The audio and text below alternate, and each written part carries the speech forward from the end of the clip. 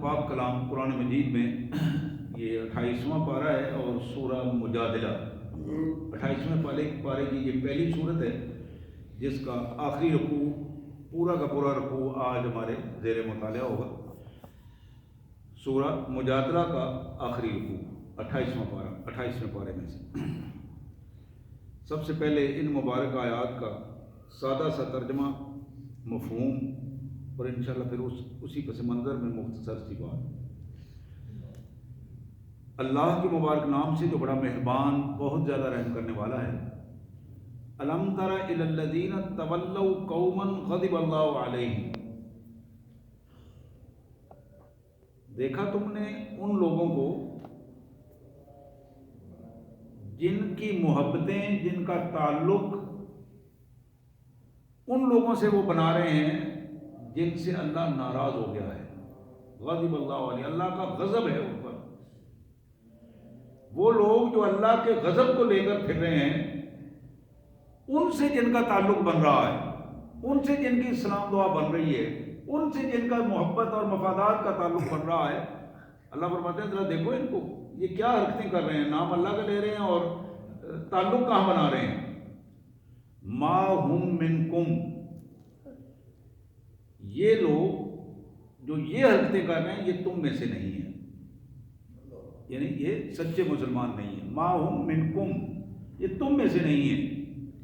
ولا منہم، اور جن سے تعلق یہ بنا رہے ہیں ان کے بھی یہ سکے نہیں ہیں، ان کے ساتھ بھی ان کا تعلق اسی طرح مفادات کا ہے۔ نہ یہ تمہارے لیے مخلص ہیں نہ ان کے لیے مخلص ہیں۔ ما ہم منکم ولا منہم وَيَحْلِفُونَ عَلَى الْكَذِبِ وَهُمْ يَعْلَمُونَ، اور یہ اپنے اس جھوٹے رویے پر قسمیں کھاتے ہیں، قسمیں کھاتے ہیں، وَهُمْ يَعْلَمُونَ، جانتے بوجھتے ہوئے کہ ہم جھوٹے ہیں، ہمارا جن سے تعلق بن رہا ہے وہ بھی جھوٹے ہیں، جھوٹ کو پروجیکشن دے رہے ہیں جان بوجھ کر۔ وَيَحْلِفُونَ عَلَى الْكَذِبِ وَهُمْ يَعْلَمُونَ، جان بوجھ کر، علم رکھتے ہوئے جان بوجھ کر، قسمیں کھا کھا کر یہ احساس دلا رہے نہیں بالکل۔ اعد اللہ لہم عذابا شدیدا، اب اس کا نتیجہ یہ ہے، یہاں تو اللہ نے ان کو مہلت دی ہے، کل قیامت کے دن ان کے لیے بدترین عذاب اللہ نے تیار کر رکھا ہے۔ انہم ساء ما کانوا یعملون، اس لیے کہ جس رویے کو انہوں نے اختیار کیا ہے وہ بڑا ہی بدترین رویہ ہے، برا رویہ ہے جس کا انتخاب انہوں نے کیا ہے۔ اتخذوا ایمانہم جنہ فصدوا عن سبیل اللہ فلہم عذاب مہین، انہوں نے اپنی قسموں کو اپنی ڈھال بنا لیا ہے۔ آپ نے محسوس کیا ہوگا کہ بعض لوگ چلتے ہی اس بات پر ہیں کہ جہاں بیٹھے وہیں قسمیں اٹھائیں، اللہ کی قسم فلاں فلاں فلاں۔ اتخذوا ایمانہم جنہ، ان ظالموں نے اپنی قسموں کو اپنے مقاصد کی ڈھال بنا لیا ہے۔ فصدوا عن سبیل اللہ، اور یہ قسمیں اٹھا اٹھا کر ہی اللہ کے راہ سے لوگوں کو روکتے ہیں، سچے راستے سے لوگوں کو روکتے ہیں، درست لائن پر آنے سے لوگوں کو روکتے ہیں، جھوٹی قسمیں اٹھا کر۔ فلہم عذاب مہین، ان کے لیے ہم نے ذلت و رسوائی کا عذاب تیار کر رکھا ہے۔ ذلت و رسوائی، پہلے یہ تھا کہ عذاباً شدیدہ، بدترین عذاب، اب یہ دوسری بات اللہ فرماتے ہیں کہ یہ جو جھوٹی قسمیں کھانے والے، جھوٹی قسمیں کھا کر اللہ کے دین اور اللہ کے راستے اور اللہ والوں سے روکنے کے لیے، فلہم عذاب مہین۔ آپ نے اندازہ کیا ہوگا کہ عام حالات میں کسی بندے کی طبیعت کے خلاف اگر کوئی بات کر دی جائے وہ کہتے میری توہین کر دیا، تم بندوں میں کھڑے ہو کر میری طرف گھور کر دیکھ رہے ہو، میری توہین کر دی ہے تم نے، میں ادھر نہیں جانا چاہتا تھا تو ادھر مجھے لے گئے، بڑی توہین کر دی تم نے۔ میرے بھائیوں یہ چھوٹی چھوٹی توہینیں یہ برداشت نہیں ہو رہی بندوں سے۔ اللہ فرما رہے ہیں فَلَهُمْ عَذَابٌ مُّهِينٌ، ہم ایسا عذاب دیں گے کہ ان کو توہین کا معیار بھول جائیں گے کہ توہین کیا چیز ہوتی ہے۔ یہ بڑی بات ہے کہ چوک میں کھڑا کر کے جوتے مارے جائیں، بہت بڑی توہین والی بات ہے۔ بچوں کے سامنے ان کی اہانت کی جائے، توہین کی جائے۔ اتخذوا ایمانہم جنہ، انہوں نے اپنی قسموں کو اپنی ڈھال بنا لیا ہے۔ کس لیے؟ فصدوا عن سبیل اللہ، اللہ کی راہ سے روکنے کے لیے۔ فلہم عذاب مہین، ان کے لیے ذلت و رسوائی کا عذاب ہے۔ لن تغنی عنہم اموالہم ولا اولادہم من اللہ شیئا اولئک اصحاب النار هم فیہا خالدون۔ ان کی اولادیں اور ان کے مال، جس کے لیے انہوں نے سارا کچھ وہ تار پوچھ بنایا ہے نا، اولادوں کے لیے، بیوی بچوں کے لیے اور مال و دولت اکٹھا کرنے کے لیے، یہ دو چیزیں جس کو اکٹھا کرنے کے لیے یہ سارا زور لگا رہے ہیں، جھوٹی قسمیں بھی اٹھا رہے ہیں، غلط گندے لوگوں کے ساتھ مل کر اپنا کیریئر بھی خراب کر رہے ہیں۔ اللہ فرماتے ہیں کہ یہ چیزیں ان کو اللہ کے عذاب سے بچا نہیں سکیں گی۔ لن تغنی عنہم من اللہ شیئا، اللہ کی گرفت سے، پکڑ سے بچا نہیں سکیں گی۔ جب اللہ کی پکڑ آتی ہے تو پھر بڑے بڑے جو ہیں وہ اپنی حیثیت بھول جاتے ہیں۔ اولئک اصحاب النار، یہی وہ لوگ ہیں جو آگ میں جانے والے ہیں اور اس میں ہمیشہ رہیں گے۔ پھر اس کا اگلا نتیجہ قرآن بتاتا ہے یوم یبعثہم اللہ جمیعا فیحلفون لہ کما یحلفون لکم ویحسبون انہم علی شیء الا انہم هم الکاذبون۔ کل قیامت کے دن اللہ تبارک و تعالی ان ساروں کو اکٹھا کر کے اٹھائے گا۔ کن کو؟ جو کلمہ پڑھ کر بے دین لوگوں کا ساتھ دیتے ہیں، ان کو یہ قرآن نے بتایا، کلمہ پڑھ کر بے دین لوگوں کا ساتھ دیتے ہیں، نمازی ہو کر بے نمازوں کا ساتھ دیتے ہیں، روزے دار ہو کر بے روزوں کا ساتھ دیتے ہیں، محمد الرسول اللہ سے محبت، سچی محبت کا دم بھر کے رسول اللہ کی سنت کے دشمنوں کا ساتھ دیتے ہیں۔ تو یہاں کیا بتایا؟ یوم یبعثہم اللہ جمیعا، یہ ساتھ دینے والے اور جن کا وہ ساتھ دے رہے ہیں وہ دونوں اللہ ان کو اکٹھا قیامت دن اٹھائے گا، ایک ہی لائن میں کھڑا کر کے اٹھائے گا۔ فیحلفون لہ، اور اس سے اگلی مزے کی بات یہ ہے کہ یہ اپنی بدبختی میں اتنے غرق ہو چکے ہوں گے کہ اللہ کے سامنے بھی جھوٹی قسمیں اٹھانا شروع کر دیں گے۔ فیحلفون لہ، اللہ کے سامنے اب جھوٹی قسمیں اٹھائیں گے، کما یحلفون لکم، جس طرح تمہارے سامنے اٹھاتے ہیں جھوٹی قسمیں، اسی طرح ان کی سوچ ہوگی نعوذ باللہ کہ اللہ کے سامنے بھی اٹھائیں گے، ہو سکتا ہے جان چھوٹ جائے، یہاں کوئی مفاد مل جائے۔ مشرک کا یہ بہت بڑا گندا رویہ ہوتا ہے کہ وہ نعوذ باللہ انسانوں کو، مخلوق کو بھی خالق کی طرح سمجھنا شروع کر دیتا ہے۔ وَيَحْسَبُونَ أَنَّهُمْ عَلَىٰ شَيْءٍ، اور یہ جملہ بڑا اہم ہے، ان کے ذہن میں یہ بات بیٹھ چکی ہوگی کہ وہ کسی مقصد کے لیے کام کر رہے ہیں، کوئی نہ کوئی تو ہے نا ان کا بنیاد، ہماری بھی بنیاد ہے، ہم بھی کسی مقصد کے لیے کام کر رہے ہیں، ہم بھی کسی ایشو پر ہیں۔ وَيَحْسَبُونَ أَنَّهُمْ عَلَىٰ شَيْءٍ، اور یہ ایشو، یہ مقصد جو ان کے ذہن میں بٹھایا ہے، یہ شیطان نے بٹھایا ہے، شیطان نے انہیں لگایا ہے کہ تم ایک بہت بڑے کاز کے لیے کام کر رہے ہو، بہت بڑے مقصد کے لیے کام کر رہے ہو، انٹرنیشنل لیول کے مقاصد کے لیے تم کام کر رہے ہو۔ حالانکہ ان کی کردار کی پوزیشن کیا ہوتی ہے کردار کی پوزیشن یہ ہوتی ہے کہ وہ اپنے گلی محلے میں بھی رسوائی کا نمونہ بن جاتے ہیں، انٹرنیشنل لیول میں بڑی دور کی بات ہے۔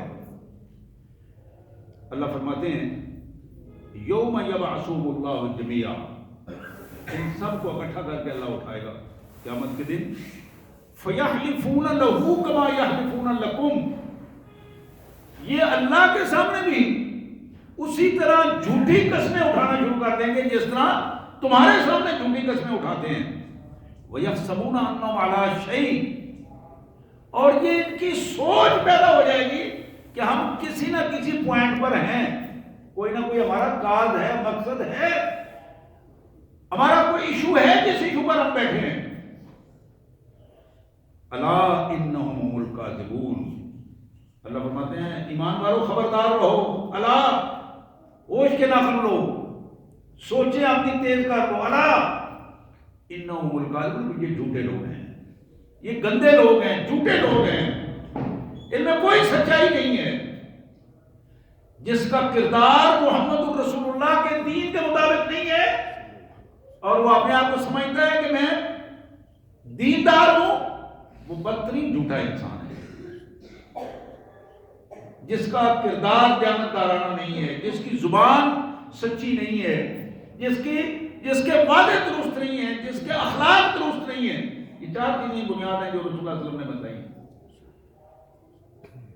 اللہ فرماتے ہیں استحوذ علیہم الشیطان فانساہم ذکر اللہ اولئک حزب الشیطان الا ان حزب الشیطان هم الخاسرون۔ اب یہ پوری اس بات کے اوپر تبصرہ ہو گیا۔ اللہ فرماتے ہیں کہ شیطان ان پر مسلط ہو چکا، اس نے جکڑ لیا، دماغ کو جکڑ لیا، آنکھوں کو جکڑ لیا، زبان کو جکڑ لیا، اور جب شیطان جکڑ لیتا ہے تو پھر اس کے اندر انسانیت بھی نہیں رہتی، انسانیت کی قدریں بندہ بھول جاتا ہے، اپنے خونی رشتوں کا تقدس بھول جاتا ہے، آنکھوں کے اندر پیدا ہونے والی حیا کا وہ تقدس بھول جاتا ہے۔ کس وقت استحوذ علیہم الشیطان، جب ان پر شیطان مسلط ہو جائے، شیطان نے قبضہ کر لیا ان کے اوپر، اور جب شیطان قبضہ کر لیتا ہے فانساہم ذکر اللہ، پھر وہ اللہ کی یاد ان کو بھول جاتی ہے، پھر اللہ سے تعلق بھول جاتا ہے، پھر اللہ سے تعلق ثانوی حیثیت میں نظر آتا ہے، پھر پہلے نمبر پر کچھ اور لوگ نظر آتے ہیں۔ فانساہم ذکر اللہ، اللہ کی یاد، اللہ کا دین، اس کو وہ بھلا دیتے ہیں، شیطان ان کو اس کے قریب نہیں آنے دیتا۔ اولئک حزب الشیطان، او بھائی یہ شیطان کی پارٹی ہے، حزب الشیطان، اولئک حزب الشیطان، یہ گروہ ہے شیطان کا، یہ شیطانی گروہ ہے، یہ شیطان کی پارٹی ہے۔ الا ان حزب الشیطان هم الخاسرون، اور یہ سن لو ایمان والو کہ جو بھی شیطان کی پارٹی سے جا کر ملا وہی ذلت اور رسوائی کا سودا کرے گا، اللہ اس کو کبھی نہیں معاف کرے گا۔ اولئک ان حزب الشیطان هم الخاسرون، یہ بات ذہنوں میں تازہ کر لو کہ شیطان کی پارٹی والے یہی ذلت اور رسوائی والے لوگ ہیں۔ اب اس کے بعد ایک اور پہلو سے کائنات کا مالک ہمیں بات سمجھا رہا ہے، ان الذین یحادون اللہ ورسولہ اولئک فی الاذلین، لوگوں جنہوں نے اللہ اور اللہ کے رسول کی مخالفت کی، اللہ اور اللہ کے رسول کی مخالفت کی، یہ وہ لوگ ہیں جو ذلت اور رسوائی کا نمونہ بنا دیے جائیں گے۔ کئی دفعہ آپ نے سنا ہوگا کہ جی ہم اس نظام کو ڈی ریل نہیں ہونے دینا چاہتے، یہ جو سسٹم چل رہا ہے اس کو ہم ختم نہیں کرنا چاہتے، اس لیے کہ ساری بنیادوں کا گٹر یہ ہے، اس گٹر کے اندر، اس جوڑ کے اندر ذلت اور رسوائی کے سارے اسباب موجود ہیں، اور جتنے لوگ اس کے ارد گرد پھر رہے ہیں اللہ ماشاءاللہ مجموعی طور پر اس گٹر کی ذلتوں سے محفوظ نہیں رہ پاتے۔ اللہ فرماتے ہیں کہ وہ لوگ یحادون اللہ ورسولہ، جو اللہ اور اللہ کے رسول صلی اللہ علیہ وسلم کی مخالفت پر کس سائڈ پہ کھڑے ہیں، اولئک فی الاذلین، یہ تو ذلیل ترین لوگوں کے ساتھ کھڑے ہیں۔ نظام تو وہ ہے جو اللہ نے دیا ہے، نظام وہ ہے جو رسول اللہ لائے ہیں، نظام وہ ہے جو انسانوں کی کامیابی کا نظام ہے۔ میں حدیث مبارک پڑھ رہا تھا، بخاری کی یہ حدیث، محمد کریم صلی اللہ علیہ وآلہ وسلم نے فرمایا فَمَن مَاتَ وَعَلَيْهِ الدَّيْنُ وَلَمْ يَتْرُكْ وَفَاءَهُ فَعَلَيْنَا قَضَاءُ۔ میرے آقا نے فرمایا کہ اللہ کا دین یہ ہے، اگر کوئی مسلمانوں کی میری امت میں سے کوئی بندہ فوت ہو گیا، میرے اس معاشرے میں رہتا ہوا، میری سلطنت کے اندر کوئی فوت ہو گیا، اس کے اوپر قرض چڑھا ہوا تھا، دبا ہوا تھا، قرض میں مقروض تھا، اور اس قرض کی ادائیگی کے لیے کوئی چیز اس کے پاس نہیں تھی۔ ذرا غور کیجیے ان الفاظ پہ، میری سلطنت میں، حضور نے فرمایا مسلمانوں کی امت میں میری سلطنت میں کوئی بندہ فوت ہو گیا، اس پر قرض تھا، ڈوبا ہوا تھا قرض میں، وَلَمْ يَتْرُكْ وَفَاءَ، اس قرض کی ادائیگی کے لیے اس کے پاس کوئی چیز موجود نہیں تھی۔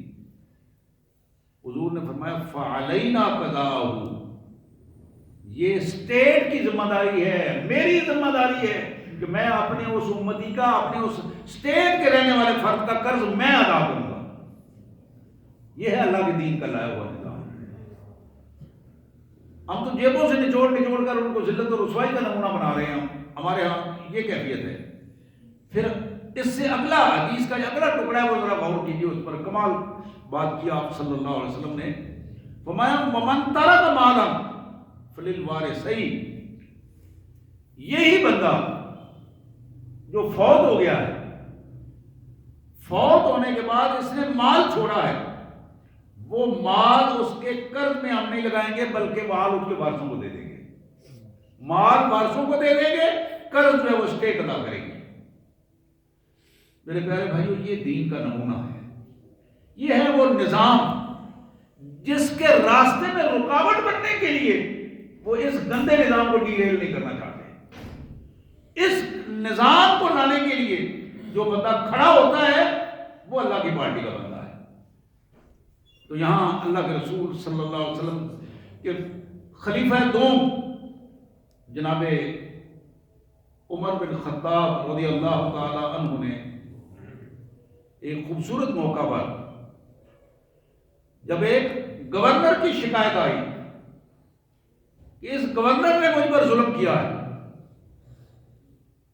حضرت عمر کے دور کی بات ہے، گورنر بھی مصر اور شام کے علاقے سے تھا، تو جب حج کے موقع پر آپ نے سارے گورنروں کو اکٹھا کیا کرتے تھے، وہاں ایک جملہ آپ نے سزا سے پہلے، سزا تو دی اس کو، لیکن ایک جملہ آپ نے ارشاد فرمایا کم تعبدتم الناس وقد ولدتهم امہاتهم احرارا وقد ولدتهم امہاتهم احرارا۔ اس گورنر سے مخاطب ہو کر فرمایا کہ تمہیں معلوم ہے ان سب کی ماؤں نے انہیں آزاد کرنا تھا، تم نے اسے کیوں غلام بنا لیا ہے؟ یہ جو تمہیں جن پر تمہیں گورنر بنایا گیا ہے یہ آزاد لوگ ہیں، یہ غلام لوگ نہیں ہیں۔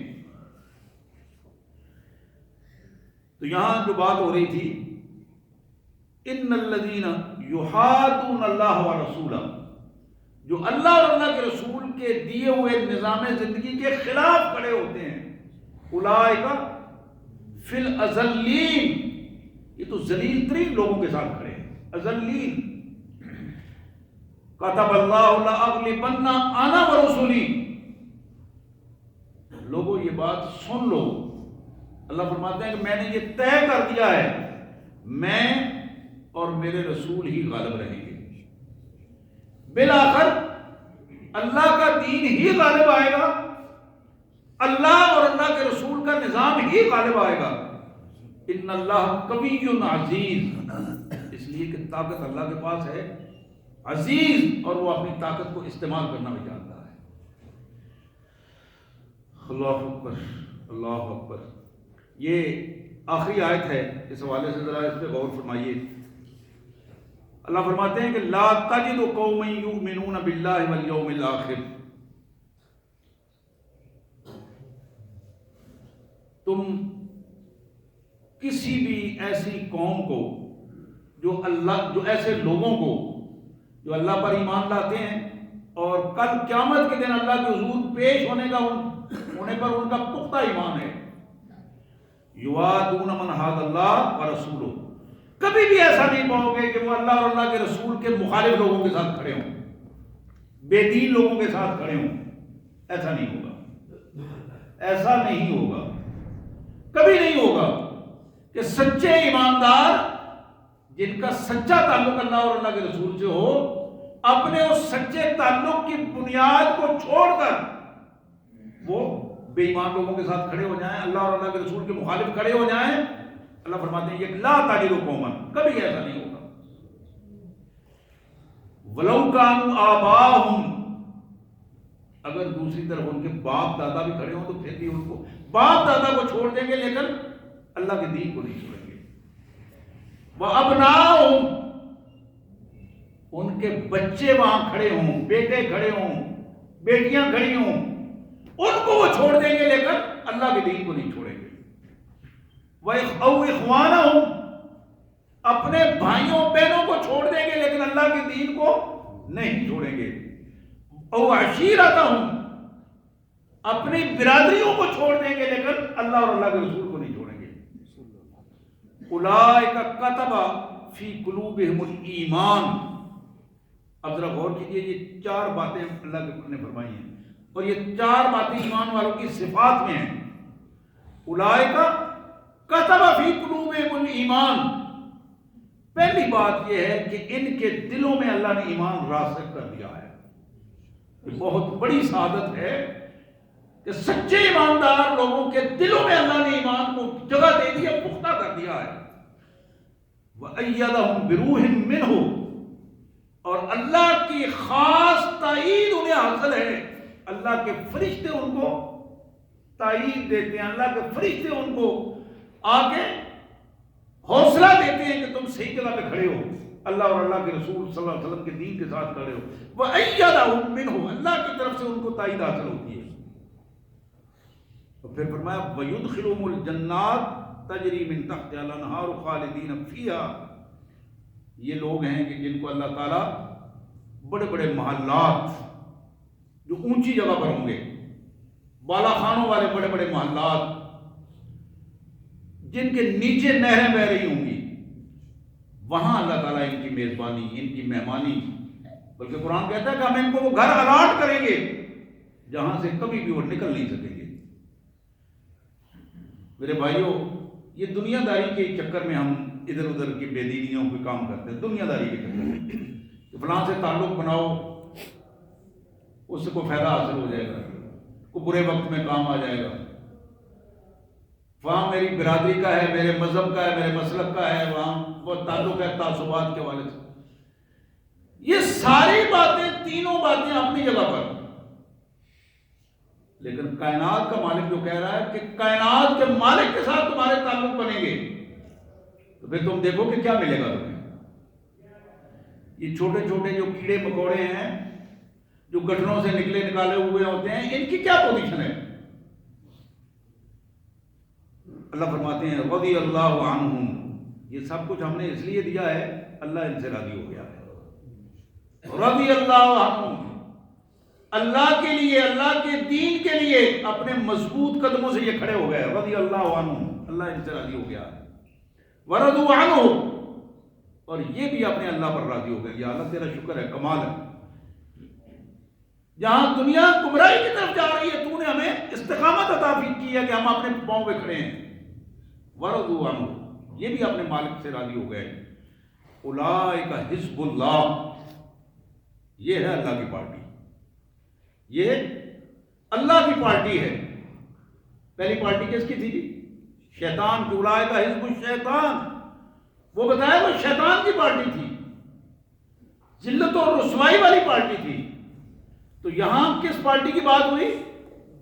اولئک حزب اللہ، یہ اللہ کی پارٹی ہے، یہ اللہ کا گروہ ہے، یہ اللہ والوں کی بات ہو رہی ہے. اولئک حزب اللہ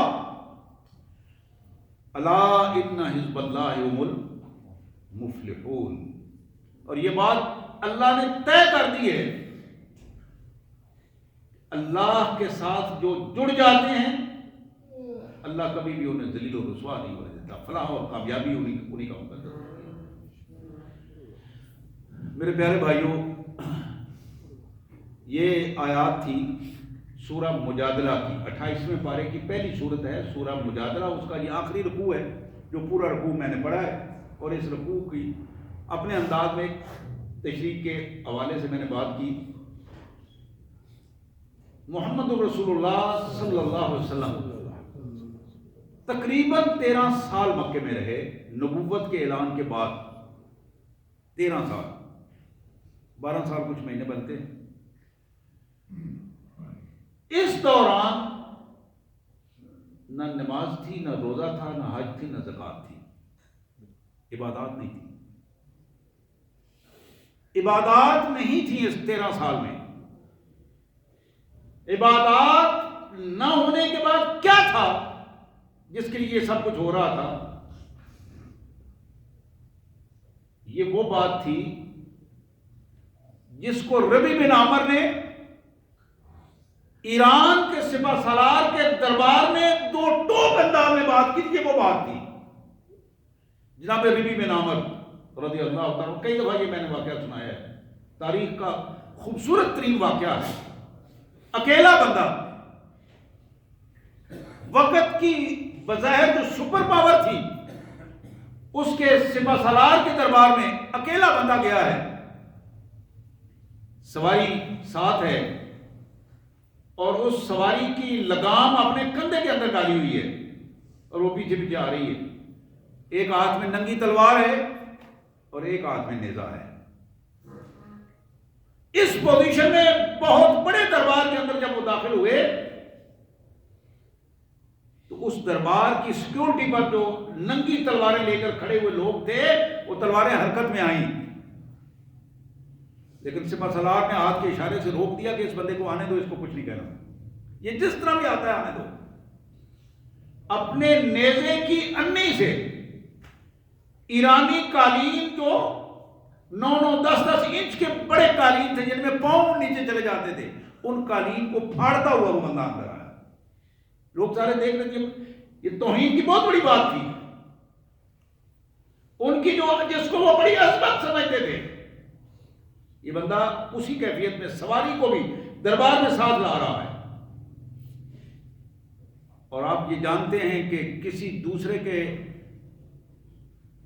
فوجوں کے سپہ سالار کے سامنے اپنے اسلحے کے ساتھ جانا اور پھر اسلحہ کھول کے جانا، اس کی اجازت نہیں ہوتی. لیکن یہ اللہ کا شیر، اللہ کا عاجز بندہ جو اللہ کے دشمنوں کے سامنے ایک بڑی اکیلا ایک پوری قوت بن کر گیا، وہاں اس نے اونچی آواز ایک نعرہ لگایا. سب سن رہے تھے، السلام علی من اتبع الہدی. تم سب میں جو شخص بھی ہدایت والا ہے میری طرف سے اس کو سلامتی کا پیغام ہے. تم سب میں جو ہدایت والا ہے، جس کو ہدایت مل چکی ہے، اس کے لیے میری طرف سے سلامتی کا پیغام ہے. السلام علی من اتبع الہدی. ان کے لیے سلامتی کا پیغام نہیں دیا. سلامتی کا پیغام صرف اس کے لیے ہے. آج ہم کہتے ہیں جی تھوڑے ہیں، کیا ہیں، مر جائیں گے، طاقت ہے، فلاں. یعنی آپ ذرا تقابل کریں ان چیزوں کا. اکیلا بندہ ہے، ہزاروں انسان ہیں، بظاہر دنیا داری کے اعتبار سے سارے وسائل اور قوتیں موجود ہیں، وہاں ایک ہی بات کہتا ہے، السلام علی من اتبع الہدی. اور اپنی سواری کو سپہ سالار کے گدیلے کے ساتھ باندھ دیتا ہے، سپہ سالار کے ساتھ والی نشست پہ بیٹھتا ہے. اب وہ صرف رستم یہ پوچھتا ہے یہ تمہارے پاس کوئی بادشاہ کوئی نہیں، تمہیں کسی نے طریقہ نہیں سکھایا، کوئی ایڈیکیٹس نہیں ہے، کیا ہو گیا تمہیں؟ تو وہاں جناب ربی کہتے ہیں ہاں ہاں بالکل ٹھیک کہا تم نے، بالکل تم نے ٹھیک کہا، ہمارے یہاں کوئی بادشاہ نہیں ہے، ہمارے پاس کوئی بادشاہ نہیں ہے کہ جس طرح تم لوگوں کی گردنوں کو نیچا کر کے اوپر مسلط ہو گئے ہو، ہمارے یہاں کوئی بادشاہ نہیں ہے۔ اس کا بادشاہ نہیں ہے تو کیا ہے؟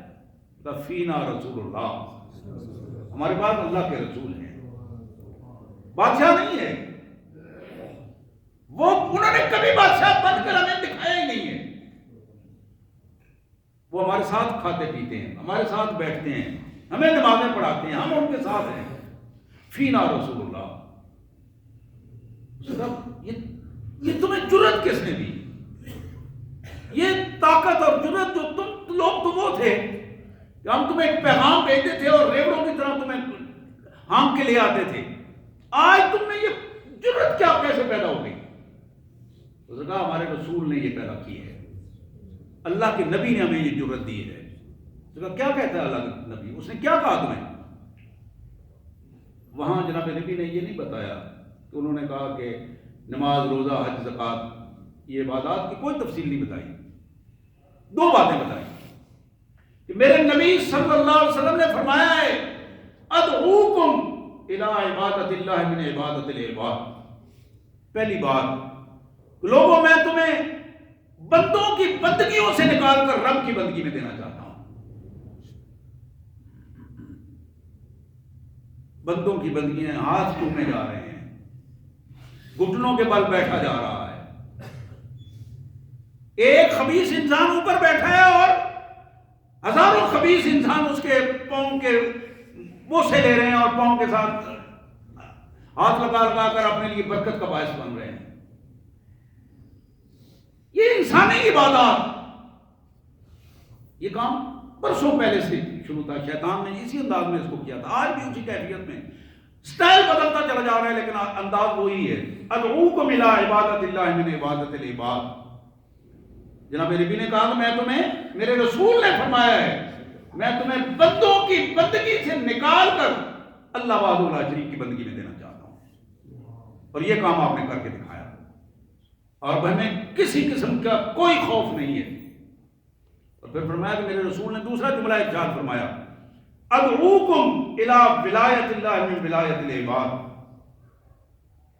ایک ہے عبادت، پھر آپ نے فرمایا کہ میں تمہیں اللہ کی بادشاہی میں دینا چاہتا ہوں، بندوں کی بادشاہی سے نکال کر۔ بندہ بادشاہ نہیں ہوتا، بندہ محتاج ہے، محتاجیاں صرف اللہ تبارک و تعالیٰ محتاجیوں سے پاک ہے۔ واللہ الغنی وانتم الفقراء، اللہ غنی ہے اور تم سارے اس کے محتاج ہو۔